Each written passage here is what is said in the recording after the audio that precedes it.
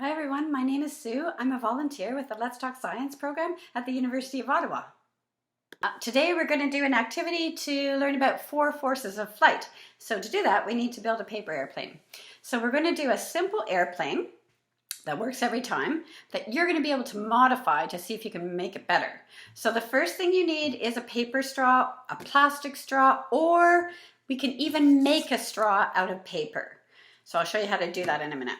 So I'm going to use my paper straw that was already made, and you're going to take your paper straw and you're going to bend the top little bit. So you want it bent like that. And then you're going to take an elastic and put an elastic inside. If you don't have a rubber band like this, you can just use a hair elastic. If somebody in your family or you have a hair elastic works just as well as these types of elastics. You need to then, if we pull the elastic down, it's going to fall out. So now we want to make sure that we have this taped or glued. It's better if you tape it. So you want to glue, see where my finger is here? You want to tape right there. I'll show you in just a minute. So you tape around the bottom. Some of you may have made this with me before. We did it once at Halloween, I think. So do you see I have tape around the bottom now? And that holds it so when I pull the elastic, it doesn't come through. It just stays up there.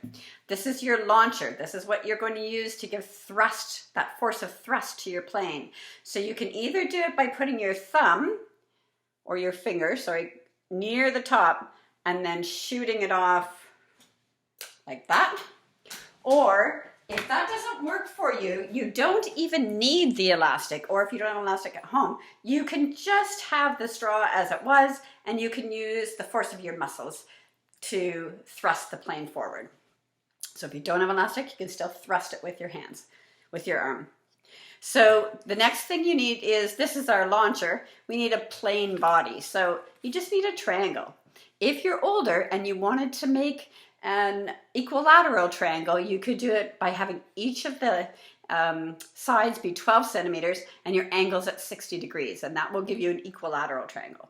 If you're not older, just try to make it roughly even on all sides. Mine are never perfect, they're always a little bit off. So then what you want to do is take your plane body and tape it to your launcher. So how you're going to do that is put the straw down the middle roughly, and then put pieces of tape across. So I'll do that now. And then we'll have our plane body attached to our straw, to our launcher, and we'll be able to shoot off our plane. So this is the basic plane design.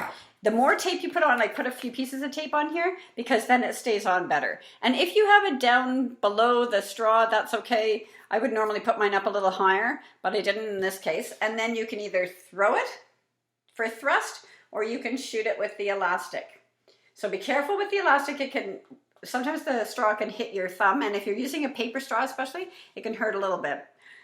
So you're going to do that, and make sure you don't shoot your plane in the direction of any people. So you want to make sure there's no people in front of you.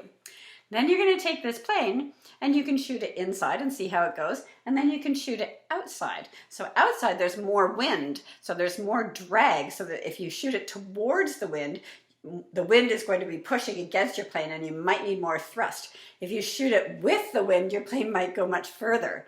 So those are some other forces. The other force is weight. So if your plane is really light and it's really windy outside, you might have to add some weight. So if you have something pretty like stickers or bling or something you can put on it, you can do that. Or you can just use materials from outside. So you could put rocks or sticks on, tape them on top, and just see how it works with different weights on it. You could try it with a different size body. So maybe you want to put a really big body on it and see what happens when you fly it that way. You can fold up the sides. So maybe you take it and you fold up the sides like this. Does that make any difference? I had some ribbon at home, so I put some ribbon on mine to see if that makes any difference. Also try flying it, shooting it up. We call this the angle of attack. Shooting it up like this, or shooting it down like this and shooting it across. There's many ways you can do it. This is one I made with a hair elastic and a straw I made myself. So to make my straw, all I did was I took a piece of paper, I put a pencil inside, but it could be a stick, it doesn't have to be a pencil, and I started rolling it up. And the pencil helps me to keep that roll really tight. But when you get to a point where it's getting too long, the paper's too long, you need to pull the pencil out and then just keep rolling and rolling and rolling till you get to the end of your paper, and then put a piece of tape or some glue at the part at the end.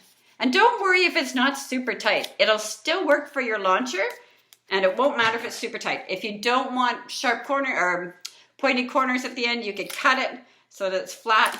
And there you have your own homemade paper straw. So if you don't have an elastic and you don't have a straw, you can make one out of paper, and you can just use your hand to shoot your plane.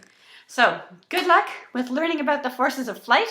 And if you make a plane and want to send a video to Alyssa, I could take a look at it. I'd love to see them. Okay, see you tomorrow.